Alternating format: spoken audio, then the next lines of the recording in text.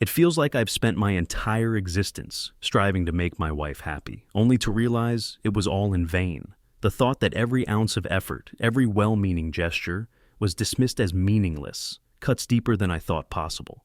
After 23 years of marriage, I'm starting to see that I never really knew the woman I vowed to spend my life with. The woman who mothered my children. Alexis always seemed to yearn for something more, something beyond my reach. No matter how much I worked or how much I provided, it was never enough. For a while, she made me feel like I was doing a good job as her husband and provider. I took pride in fulfilling her wishes, but now, it's clear, her desires were never satisfied. Alexis and I tied the knot right out of high school. Back then, she was stunning, short dark hair, a flawless figure. I was proud to call her my wife. Our intimacy was solid for years, and I never had any reason to question her faithfulness until recently. My career started with fixing engines, but over time, I climbed the ladder to become a heavy equipment mechanic. The pay was good, or at least I believed it was. Life in those early years was pretty standard. We bought a modest home, upgrading twice as our family expanded. But now, with Ivy married and Jonah serving in the Air Force, the house feels enormous. And Alexis's discontent only seems to have grown. Even after my parents' tragic deaths in a car crash, which marked a significant chapter in my life, it seemed to do little to shift the dynamic between us. Once the kids left, Alexis said she needed something to fill her days. That's when the cracks started to appear. She got a job at a small property management firm, a simple setup with a few staff and her boss, Adrian Hart. I met the guy once and something about him didn't sit right with me. He had that air of smugness I couldn't ignore. Still, I brushed it off until I learned he was sleeping with my wife. To make it worse, he was married too. That was the tipping point for me. What was left to fight for? The kids were grown, and Alexis had betrayed me. Yet, I found myself giving it one last shot. "Alexis," I said one morning, "with the kids gone, maybe we could sell the house and move to Florida. I could find work there, and we could enjoy the sun and some peace." She didn't even glance up from her newspaper. "I'm going to pretend I didn't hear that," she replied. Conversations like that were the norm, strained, dismissive, and more bitter with each passing day. I've never been a smooth talker, and Alexis had tolerated that about me for decades. But Adrian, he had charm. He knew exactly what to say to get his way. It didn't take much to see how he'd won her over. "I guess what I'm really saying, Alexis, is that I want to get you away from Adrian. I want us to have a chance again." She finally looked at me, briefly, her tone cold. "Troy, Adrian's not going anywhere, and there's no life for us to get back to. I'm not leaving my job, and we're not moving. That's it." I had all the proof I needed. I'd spent $2,000 from my fishing boat savings to hire a private investigator, and the report and pictures confirmed everything. But I never confronted her directly. Alexis carried on, as if I was oblivious to her betrayal. That morning, as she flipped through the paper, I walked out the door to work. But it was the day I decided to quit. Back when we first got married, Alexis and I had fun together. We'd fish, go to concerts, and find little ways to keep each other happy. Even with kids in the picture, we carved out time for each other.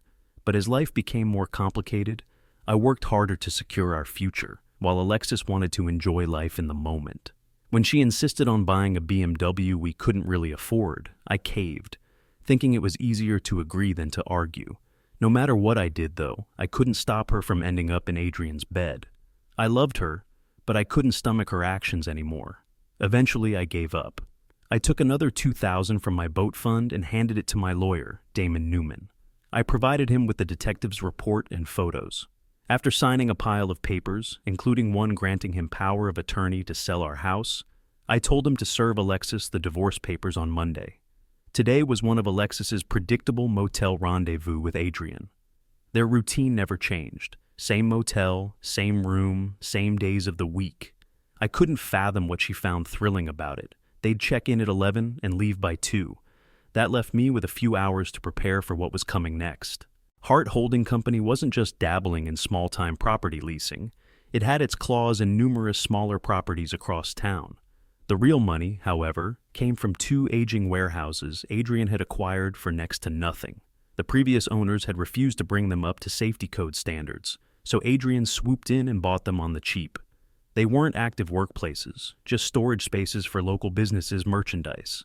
Something told me he hadn't bothered to bring them up to code either. I spent about half an hour at each warehouse setting things up before heading to the bank. My first order of business was clearing out every penny in our savings, checking, and money market accounts. Afterward, I canceled all the credit cards and secured the cash in a locker at the bus station. Then it was time to set the plan in motion. The idea was straightforward: create some chaos and let the chips fall where they may. I pulled into the Blue Horizon Motel parking lot just as fire trucks roared past me, racing toward the inferno I'd set at the warehouses. The blaze was already demanding the attention of every fire crew in the area. Alexis's BMW sat parked beside Adrian's flashy Mercedes. I parked my Ram 1500 at the lot's far end, grabbed my tools, a glass breaker, an aluminum bat, and side-cutting pliers from the truck bed, and got to work. Timing was everything. Adrian's phone would start ringing any second with news of his burning warehouses. I needed to act fast. I soaked a towel in gasoline, lit it, and shoved it into my truck's gas tank. The resulting explosion wasn't some cinematic spectacle, just a muted whoosh as flames engulfed my truck. Destroying my own vehicle was an odd feeling, but I wouldn't be needing it again. Within moments, I snipped the valve stems off the tires of both cars, ensuring they weren't going anywhere. Then, I methodically shattered every window and light on both vehicles with the emergency hammer. Adrian's car alarm blared with the first hit, but I was already moving on to Alexis's BMW. Dent by dent, panel by panel, I made my statement. By the time onlookers and hotel staff began trickling into the parking lot, phones in hand, I was still swinging. As I stood on the hood of Adrian's Mercedes, hammering away, he burst out of the motel room, fumbling to pull his pants up. His shouting was muffled by the relentless clanging of my bat. I figured he was begging me to stop, but I wasn't finished. I returned to Alexis's BMW for a few final swings, just as the police rolled into the scene. With the fire trucks fully occupied on the other side of town, no one could extinguish my truck's flames. It was a total loss. The cops had me cuffed and stuffed into the back of their squad car within minutes. From the window, I caught a glimpse of Alexis peering out from the motel room, her expression unreadable. An hour later, I was booked, fingerprinted, and photographed. The officer snapping my mugshot seemed annoyed that I wouldn't stop grinning, but sitting in my cell that night, knowing I'd finally taken action, felt oddly liberating. When it came time for court, I pled guilty to the charges from the motel. There was no drawn-out legal battle like in TV dramas. They asked me a few questions about the warehouse fires, but I claimed ignorance. I knew they'd piece it together eventually, but for now, they had no solid connection to pin it on me. Word spread quickly at the station about my motives. The tension among the officers eased up, and a few even seemed amused by my story. The next morning, Alexis arrived to bail me out. I knew she didn't have access to our bank accounts anymore, so she must have turned to Adrian or taken drastic measures like a second mortgage. Judging by Adrian's bruised ego, I doubted he had been willing to foot the bill. From behind the booking counter's glass, I could see Alexis's fury simmering. She knew I'd emptied every account. Once the officers returned my personal items, watch, wallet, shoelaces, and some loose change, I asked a guard if there was another way out to avoid Alexis's wrath in the lobby. He smirked, held the fire alarm override with his nightstick, and led me out through the back. Finally, I was free. After retrieving the cash stash from the locker, I bought a bus ticket to Chicago. No grand plans, just an escape route. Staring out at the farmland rushing past, I let my thoughts wander. My situation wasn't ideal, but at least I wasn't dragging around a cheating wife anymore. With enough money to last a couple of years, if I kept things simple, I could afford to take my time figuring out the next steps. Taxes, Social Security, and getting a new driver's license would come later. From Chicago, I hopped on smaller bus routes, each one weaving through sleepy Midwestern towns. Somewhere in South Dakota, I found an old newspaper left behind on the seat. With nothing else to do, I read every page. When I reached the classifieds, one ad grabbed my attention. I read it over and over, unable to stop thinking about it. Heavy farm equipment mechanic needed, live-in position, room, board, and salary based on experience, contact Simon Chambers. I hadn't even heard of Mitchell, South Dakota, but that didn't bother me. When I arrived, it was late summer, though the chill in the air made it feel more like autumn. The sky was an endless expanse of gray, and the land offered little in the way of scenery. It felt like the perfect place to disappear and drown in my own misery. Highland Equipment Solutions, my new workplace, was housed in a large steel building that resembled an aircraft hangar more than a repair shop. The towering doors were built to accommodate even the largest farm machinery. Getting the job was easy enough. The accommodations were basic, to say the least. My room and board amounted to a small studio above the shop, complete with a corner kitchenette that was far from luxurious. The pay wasn't stellar for the kind of work I'd be doing, but I wasn't in it for the money. What made the whole setup bearable was my roommate, Eduardo. Eduardo Salinas hailed from El Paso. A U.S. citizen through and through, he wasn't some undocumented worker sneaking by. A little older than me, Eduardo had a rugged charm that made him stand out.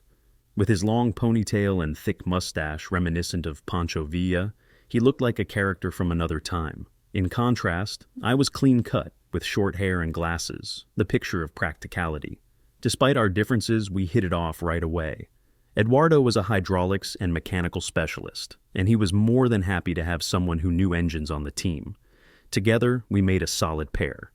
Eduardo drove an old Mazda pickup, one of those relics you rarely see anymore. Despite its 200,000 miles, the thing was still running like a champ.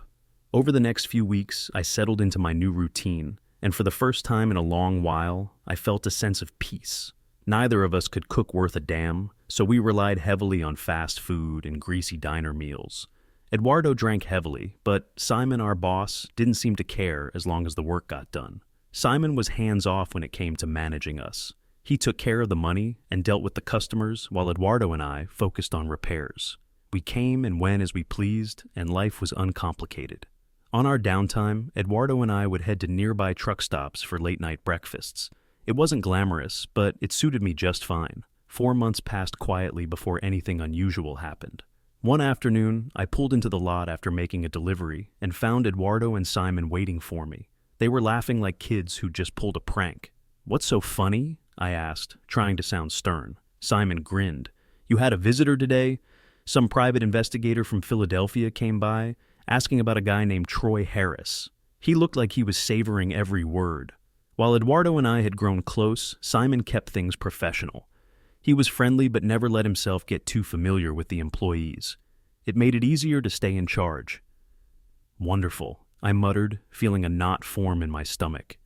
"Did he say whether he was here on behalf of my wife or a bail bondsman?" Simon shrugged. "He didn't say. He also didn't explain how he tracked you down." "Where is he now?" I asked, already considering packing up and leaving town. That only made Eduardo laugh harder. Simon, egged on by Eduardo's snickering, cracked a wide smile. Eduardo, as usual, had been drinking. "What the hell's so funny?" I snapped. Eduardo struggled to get the words out between fits of laughter. "Simon told the guy I was Troy Harris. The detective even looked at a picture and shook his head, but we kept him going. I told him I was an illegal who bought my social security number, an ID from some guy in Denver. He could barely finish the sentence before bursting into laughter again. The guy got so mad but never even asked to see my ID. After 20 minutes of spinning his wheels, he stormed off. Simon chuckled, shaking his head as he walked back to his office. "You two make a hell of a team. It's entertaining having you around." As the weeks rolled by, the days grew colder and shorter. The work shifted from urgent repairs to routine maintenance, with no pressing deadlines. The gray skies and endless nights felt like a blanket over my troubled mind, and I relished the quiet. Eduardo, on the other hand, started drinking even more heavily. That weekend, I finally caught a break. As Eduardo and I slid into a booth at the Crossroads truck stop, my attention was drawn to a cell phone left on the seat. Normally, I'd have handed it over to the waitress without a second thought. But when I picked it up, I noticed the screen wasn't locked. For a moment, I hesitated, torn between doing the right thing and seizing an opportunity. The temptation won out. I told Eduardo to order for me and stepped outside, unable to resist the chance. The first thing I did was dial Ivy. I always kept the important numbers stashed in my wallet, just in case I needed them in a pinch. "Dad, what the hell are you doing in Tulsa?" she asked, her voice a mix of confusion and relief. "I just wanted to let you know I'm okay," I said, trying to sound nonchalant. "Well, that's good to hear. We were worried. Mom's been losing her mind." "What's going on, Dad? Everyone's saying you've gone off the deep end. What exactly has your mother told you?" She said you got mad because she wouldn't quit her job, and then you lost it. Trashed her car and her boss's car. That's it. That's all she said? Pretty much. After she bailed you out, you disappeared. She even hired a private detective to find you, but he came up empty. Probably cost her a fortune. Next time you talk to her, ask for the full story. She's not giving you everything. Where are you anyway? Caller ID says Tulsa. I'm not in Tulsa. This phone must belong to someone from there. Just let Lucas know I'm all right. How's your mom doing? You mean besides being angry and bitter? She lost the house after you skipped bail. Now she's living in a trailer park near the interstate.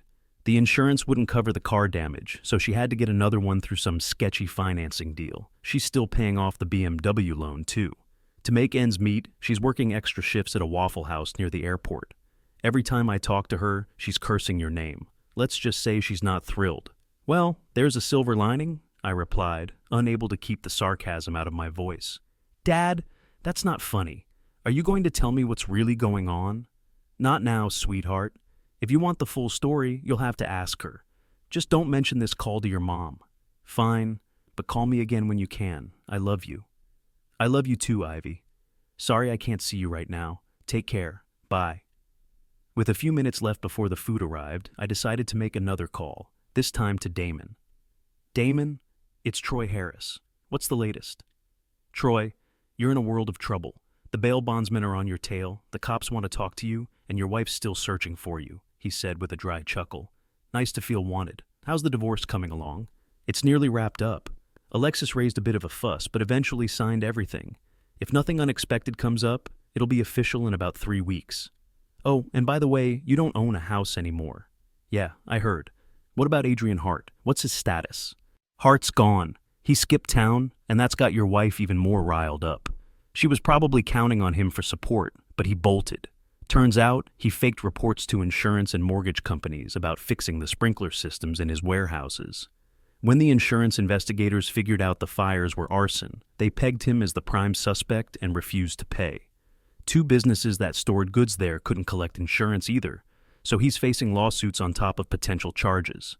Adrian didn't stick around to face the music. Typical Adrian, I said with a bitter laugh.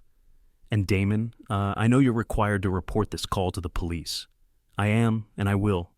I'll let them know you contacted me from Tulsa and asked about your divorce. Sound good? That works for me. Just one favor, don't tell Alexis. When the divorce is finalized, can you send the paperwork to Ivy instead? Not a problem. Take care, Troy. Glad you reached out. Dear listeners, we hope you're enjoying this story and the many others on our channel. If you like our content, we'd be delighted if you subscribe to our channel. For you, it's just a small click, but for us, it means the world and helps us create even more captivating stories. Thank you for being part of our journey. Now, sit back, relax, and enjoy the rest of the story.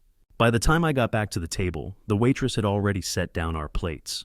Before we could finish eating, a burly trucker approached us, scanning the area as if looking for something. When I handed him his phone, his face lit up with relief. I admitted I'd made a couple of calls and jokingly suggested he put a lock on the screen to avoid future mishaps. He chuckled, though somewhat uneasily. To smooth things over, I handed him a $20 bill as a peace offering. He accepted it reluctantly, and we parted ways without any drama. Well, except for Eduardo, who ended up footing the bill for breakfast. On the way back, we made a stop so he could restock his weekly supply of booze. Winter arrived, and the snow slowed everything down. Work became scarce, and Simon didn't seem to mind us taking it easy. Eduardo and I spent more time relaxing than working, but his drinking worsened. My hair, which had grown long since I'd left home, was now long enough for a ponytail. For fun, I let my mustache grow out too. And before long, Eduardo and I started looking eerily similar. One day, when Eduardo was only halfway through his usual drinking binge, I managed to get him to open up about his habit. I was married once, he admitted, his voice heavy with regret. Her name was April, and she was everything to me. We lived in Waco. I had a good job, a nice house. Life was perfect. Then, one day, she came home and caught me in bed with her sister. I don't even know why I did it. I hated her sister. But I did it anyway. April threatened to kill me if I didn't leave immediately. I loved her, but there was no coming back from that. Since then, I've been drinking to forget my own stupidity. I'd give anything to undo it. At least I understood now why he drank. I wanted to help him cut back. or quit altogether. But it was clear Eduardo was determined to drink himself into oblivion. It reminded me of that Nicolas Cage movie where the character drank himself to death. The strange thing was, Eduardo still managed to get the job done, no matter how much he drank. Meanwhile, I was facing a dilemma of my own. My driver's license was about to expire. Renewing it risked drawing attention from Pennsylvania, and I wasn't ready to be found. Eduardo's South Dakota license was also up for renewal, and after a long, drunken debate, we concocted a plan. I'd renew his license, but with my photo and signature instead. Eduardo didn't care about driving anymore, so it was a win-win. If I styled my hair and ditched my glasses, we figured it would work. The risk didn't bother me much at that point. By the end of the week, I was officially Eduardo Salinas, complete with a valid driver's license. Eduardo joked that I might as well start using his social security number too. He wasn't evading the law, just a bitter ex-wife who likely wasn't even looking for him anymore. Unfortunately, Eduardo's drinking spiraled further out of control, and his reliability at work took a hit. Simon noticed, but chose to turn a blind eye. 2 months later, as spring thawed the frozen ground, Eduardo passed away in his sleep. He was only 45. Simon handled the formalities, notifying the authorities and arranging for Eduardo to be cremated as per his wishes. What happened next caught me completely off guard. When the coroner arrived to collect Eduardo, Simon helped with the paperwork while I kept my distance.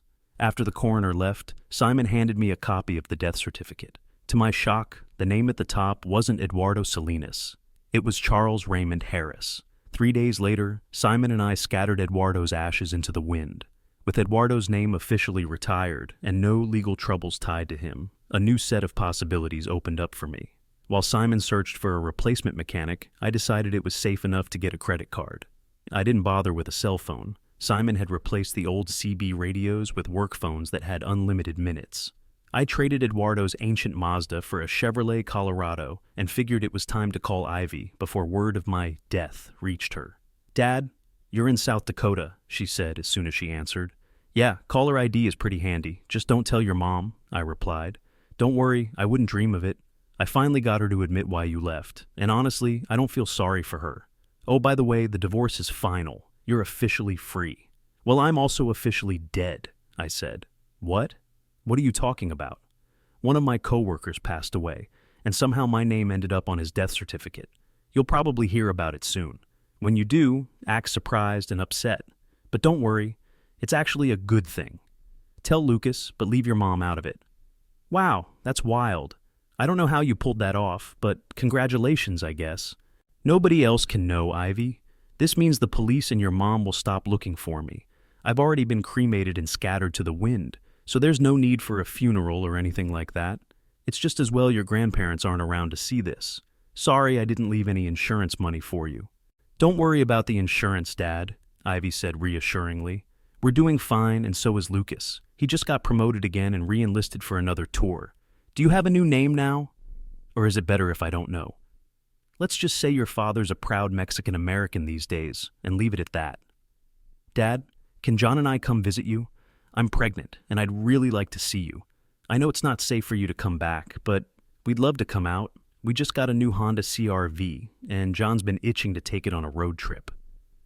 "Let me think about it," I replied. "I'll get back to you next week. I don't see why not, but I don't really have space for you. I'm living in a garage right now."